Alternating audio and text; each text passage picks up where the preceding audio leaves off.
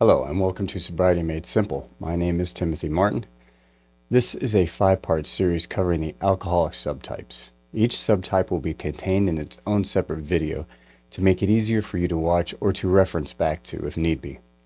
There have been numerous research studies that have attempted to classify alcoholism, or what now is termed alcohol use disorder, into different subtypes. One of the most famous is a typology developed by biostatistician E.M. Jelinek that has received virtually no additional research support but is still heavily referred to.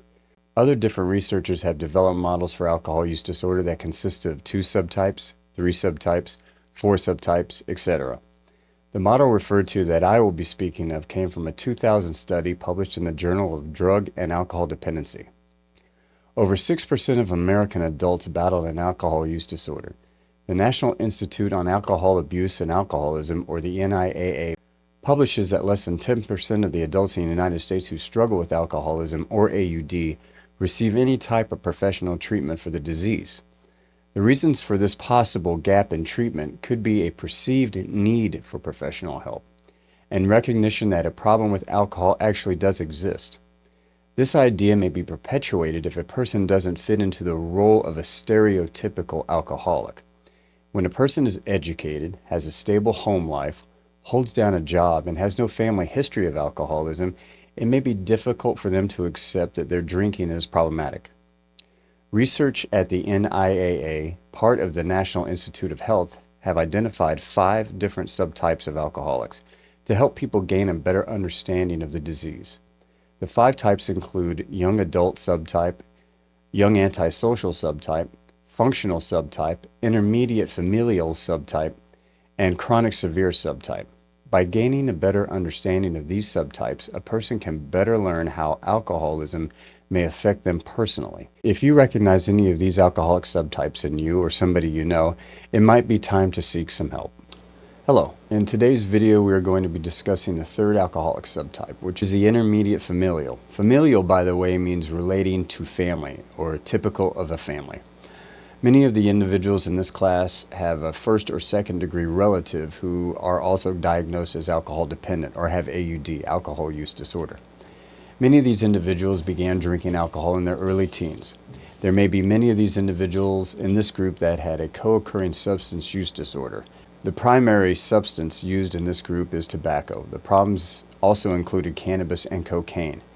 Many of the individuals in this class have other co-occurring mental disorders, including major depressive disorder, bipolar disorder, obsessive-compulsive disorder, and generalized anxiety disorder. Individuals in this group often sought treatment, and they used withdrawal management, social support groups, or private treatments to get help. Now, usually people in this group don't develop alcoholism until later on in life, in about their 30s. Half this group do come from families with alcohol problems, as I previously stated. Intermediate familial alcoholics often take the attitude that the issues they experience as a result of their alcohol use are normal for them. They are able to convince others that their behavior is normal as well.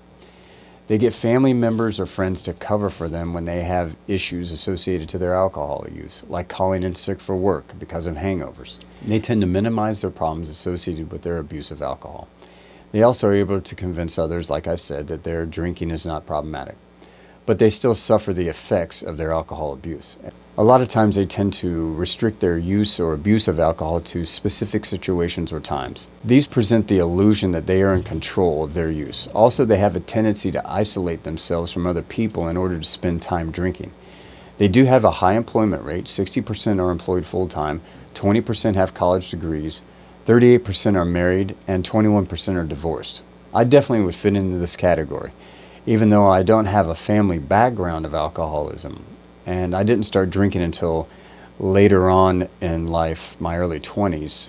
But I didn't really develop an actual drinking problem until my late 20s or early 30s. I have used marijuana and cocaine. I've been employed my whole life. I've always had a full-time job.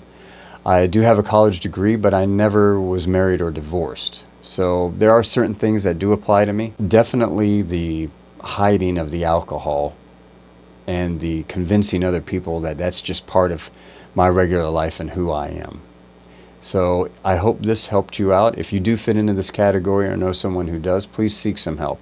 I hope these videos are educating you and helping you out. Please watch some of the other ones I have as well, okay? I'll see you in the next one. Bye.